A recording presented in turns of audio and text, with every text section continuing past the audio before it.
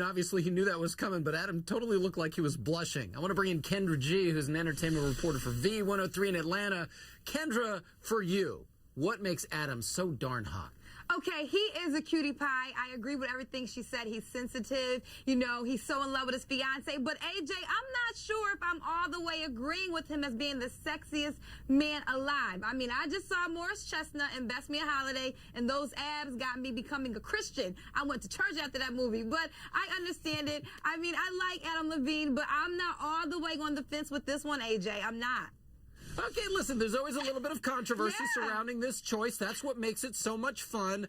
You know, Adam, though, for a lot of people, very sexy, putting those abs on display a lot of the time. In fact, some people say that his abs deserve an honor of their own. Raha, I don't know if you guys are doing that in the magazine, but I know that he likes being naked a lot, doesn't he? And he really has to stay in shape. What did he tell you guys about that? Well, this is the other thing. To stay in shape, he does yoga, which you might not expect from someone who's tatted up like a rock star, you know, and he spins. And, you know, this just goes to the fact that he has this rock star side and yet this really soft side. And he has a cheeky side. When we said, you know, what's your favorite part of a woman's body? He said, well, obviously, the first thing you see is her eyes. But then when she's not looking, you know.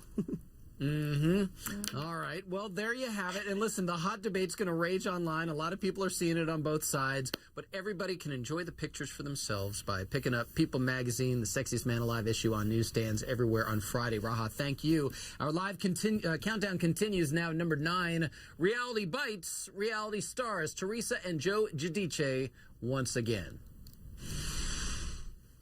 How you guys doing today? Doing today? What do you think they're doing? How do you think they're doing? SBT right there as the stars of the Real Housewives of New Jersey spent this morning in a very familiar place, a federal court in New Jersey. They were arraigned on 2 more fraud charges, accused of lying on a loan application. So now, do the math here. Those charges are on top of the 39 other counts, and like before, they pleaded not guilty this morning. Joe's attorney revealed to us how the family is coping. The kids are holding up well. It's a great, close-knit family. Nobody can ever say that Teresa isn't the greatest mother and Joe isn't the greatest father. So we're all working. They're spending their time with us and with the children and with the family, and we'll continue preparing until this matter is over. And that could be a long time. And the Giudices could actually get dozens and dozens of years in prison if they're convicted. Danny Savalas is with us live. He's a CNN legal analyst and a criminal defense attorney. So, Danny, with all of these new charges, what do you think the chances are of the Giudices avoiding prison altogether at this point? Well, when we talk about these 30-year statutory maximums, that sounds awful, but the reality is under the guidelines, the actual sentence, if they're convicted, would be a lot less. However, for defendants like these, any amount of prison time, 5 years, 10 years, could be devastating to them. So the reality is, even though most I have to assume they're first-time offenders, they're not going to get the statutory max, which would be 100 years if you put them end-to-end in this case. Even for these defendants, they are looking at several years in prison. That's the problem with federal prosecutions. They like to lay on lots of counts, lots of charges, and when they make a case, it usually stays made. Okay, so they're not going to be spending the rest of their lives in prison over this. But these cases also almost all the time get settled, don't they? I mean, they're not going to go through a trial for all this stuff, are they? You know, it's often said that federal prosecutions are sort of prolonged guilty pleas. But in an economic case like this, we don't know what the discovery is yet, but if they applied for loans and put the wrong numbers down, that should be pretty readily ascertainable. So look for, if there is to be an agreement after they get discovery and they're able to review it all, then that's when they'll decide whether or not their defense attorneys, whether or not this is a case that can be won at trial or that should be settled.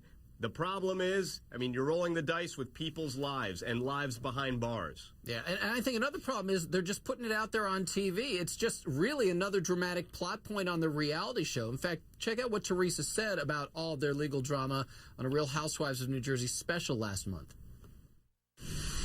Since this happened, there's a lot of nights that I cry myself to sleep. And, you know, I'm worried for my family. You know, I know my husband's an amazing man. I really don't know why this is happening to us, but all I'm trying to do is be strong. I know people knock me down for being strong, but if I fall apart, then the rest of my family is going to fall apart. And I just put a smile on my face every day, and I don't want them to feel any pain. Okay. Now, not taking away from how dramatic and difficult this must be for them in the context of their own lives and what they're dealing with, Kendra, after watching that, on a scale of 1 to 10, with 10 being super, super sorry, how sorry do you feel for the Giudices right now? Sorry? Okay, 10. I don't feel sorry at all. So whatever that number is, because here's the deal. If they did take this money, it's their past catching up to them. We've watched them on television living this fabulous life in a fabulous house. She has caught people broke before on television. This is almost, I'm sad to say, what they get. They're going to jail for sure. How many years, we don't know, but this is their past catching up to them. I do feel bad for the kids, though. I do feel bad for the 4 daughters because they're going to lose their parents in this whole situation, but I don't really feel that sorry because they did the crime, AJ. Well, we'll have to see. That has to be proven, of course. But the thing is, they flaunted a whole lot on TV, and that's what got them a whole lot of attention. All right, Danny, Kendra, thank you both so much. And I want to let you know that ShowBiz is also now live at 6 p.m. Eastern. All this week, I'm having so much fun taking you on set, revealing the secrets of TV's biggest thrillers. Now, it's 6 p.m. Eastern today. I'm on the set of one of my favorite shows, Revenge on ABC. We're going to reveal how they make a soundstage in Manhattan Beach, California, look like the Hamptons in New York.